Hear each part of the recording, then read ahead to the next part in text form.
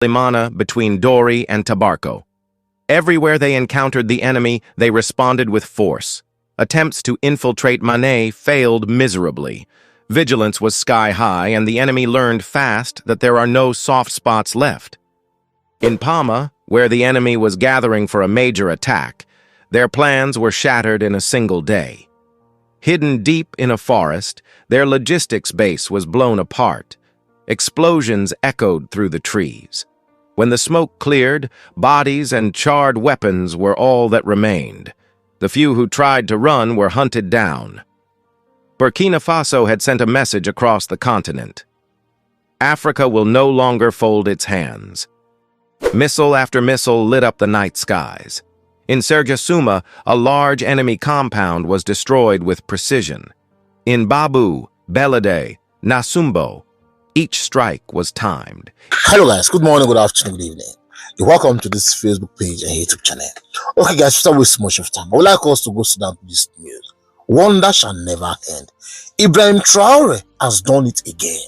Please share this video. See, the West, they don't want to leave this man alone. I understand, we've been discussing about what's happened in Israel and Iran, but this time we are back home. Let's talk about our home now, Africa. Burkina Faso, bro, kudos to Ibrahim Traöre. If you see what Ibrahim Traöre, I have a video of what this man is doing in Burkina Faso. I'll play you guys a video, but first, let me show you guys what Ibrahim Traöre did again. This man is rewriting history again. Ibrahim Traöre is rewriting history again. See how this man is dealing with all these terrorists. See, Ibrahim Traöre is not playing. The West, they will try, but they are going to fail. This shows that Burkina Faso military, bro, these guys, man, they've trained there to the maximum. They've trained there to the maximum. Just see what happened. See, just see how Ibrahim Traöre take on all these terrorists. He destroyed all of them before a twinkle of an eye. Watch this video. Please, I'll beg you to share this video. Share this video, please. Give it a thumbs up. As you do so, God bless you. Watch, they'll come back. What if I told you that right now, in the heart of West Africa, a small nation surrounded by chaos is not only surviving, but striking back with a force so fierce it's rewriting its place in history? Burkina Faso, a country long overlooked by the global powers, is now commanding attention, not through begging, not through diplomacy, but through blood, fire, and an iron will to reclaim its land. This is no ordinary war. This is not just another headline buried beneath the weight of global silence. What's happening in Burkina Faso today is a continental uprising wrapped inside one nation's rebellion. The Burkinabe people, backed by their military and local defense volunteers, are teaching the world a lesson that Africa does not need permission to fight for its freedom. Across the arid deserts and dense forests of the Sahel, the drums of war are pounding. Throughout May and June, Burkina Faso launched one of its most aggressive military campaigns yet. No longer waiting to be attacked, the soldiers moved with calculated aggression, launching aerial and ground operations that caught terrorists by surprise in region after region. On May 22nd in Wallobia, heavily armed terrorists tried to attack a Burkinabe unit. They didn't just fail, they fled in shame, leaving behind corpses and weapons. The next day in Musakui, elite reconnaissance units spotted and neutralized enemy fighters, seizing equipment and arms. As the days went on, the pattern became clear. They strike, they destroy, they move forward. There are no retreats. In the Sahel on May 27th, terrorists trying to intimidate villagers found themselves face-to-face with fierce local defenders who held their ground and took back their weapons. The message was clear. There is no room for fear on Burkinabe soil. Meanwhile, in the air, a silent war was unfolding. Unmanned drones and attack jets hovered over forests and borders, tracking terrorist hideouts with ruthless precision. On May 28th, fighters swept through the Sintaso forest and eliminated a group of insurgents recovering stolen materials. The very next day, a terrorist base in Solimana was blown off the map. They didn't see it coming. Then came the attempted infiltration from Côte d'Ivoire. Terrorists thought they could slip in undetected through Kalana, but the 15th Rapid Intervention Battalion had other plans. In a flash, they ambushed the invaders, crushing their operation before it could even begin. Days later, in Taparco, ambushes were set for the resupply convoys of the enemy.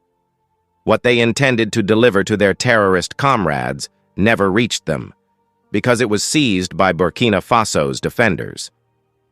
As June rolled in, the pace only intensified.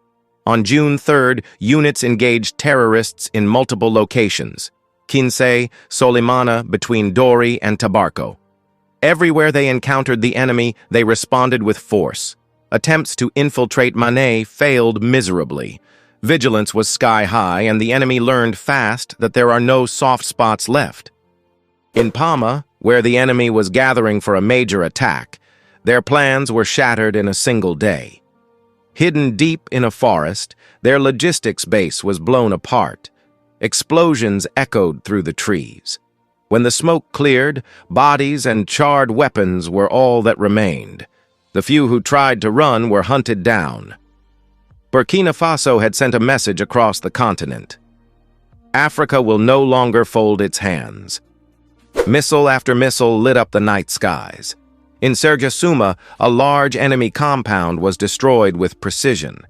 In Babu, Belade, Nasumbo, each strike was timed, each target observed for days. Convoys, hideouts, weapons caches, none were spared. In Sombela, several bunkers were obliterated in one of the most powerful airstrikes to date. At Petegoli, a terrorist command center was destroyed during a live meeting. No warning, just fire. At the tri-border region, enemy fighters tried to regroup under forest cover. They had no idea the skies were watching. Just as they gathered, a missile tore through the canopy, sending them scattering. Another followed, then another. Survivors tried to crawl away beneath trees. But they were seen, and they were struck. This isn't random violence. This is coordinated justice. The enemy ran. They hid. But the war followed them. Drones tracked every step, every base they fled to. They tried to sleep at night, but the skies didn't rest. In one mission, reinforcements sent to retrieve the wounded were followed and eliminated before they could even regroup. There is no more safe haven for terror in Burkina Faso. Commander Abdulaziz Raogo, the Army's public affairs chief, made the military's stance crystal clear. The images speak for themselves. Our forces are not only reactive, they are surgical. We will fight this war, and we will win. He emphasized that these successes are not the work of a single unit, but of a coordinated national defense.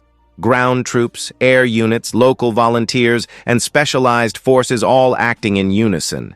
And most importantly, backed by the people. Okay guys, you watch this video, you see the massive work of Ibrahim Traöre. So you want to tell me that these terrorists, like these Westerners, they don't want to stay away from Burkina Faso? Like they think Burkina Faso is the Burkina Faso that they know before. See, Ibrahim Traöre, he don't grow for everything. That's what you guys need to know. And we are here to support him. His citizens, they are supporting him. Everybody is supporting Burkina Faso. Because we will not allow you guys to come to Africa and destroy Africa for us. If other leaders don't want to learn, now they know. If they don't want to grow, now they know. But you see, Burkina Faso, Mali, Niger, we stand with these people. We support them for real. Because enough is enough. Kudos to Ibrahim Traöre. Kudos to this man. Now see how he dealt with all these terrorists. But in Nigeria, the so-called malicious military, they will be rehabilitating terrorists. It's not recently they killed 200 people in Benue State. Who did that? They say they are Boko Haram or Fulani Herdsmen. I saw a video where some military or police, they said they apprehended those people. Liars. Liar. Anyways, I will end this video. I just said, let me bring this video for you guys to see the handwork of Ibrahim Traöre. Please share this video. If you are Pan-Africa, like I saw one write up on my video, you know, when I was discussing about what happened in Iran and Israel. So somebody writes on my comment section, said, I don't think you are still Pan-Africa because the way you are supporting America against Iran. See, let me tell you something. I'm not supporting America. I'm just saying what I need to say. Okay? I'm saying what I need to say. Okay? So, Africa is my home. I will not allow Donald Trump to come to Africa to come and intimidate us. No. We will not allow that to happen. You need to know this now. Okay? I am Pan-Africa. Okay? So, guard this now into your head. And I appreciate many of you who understand what PK is doing here. God bless you. Please share this video, give it a thumbs up and subscribe. As you do so, God bless you. See you guys on my next video. Stay safe, guys, and bye-bye.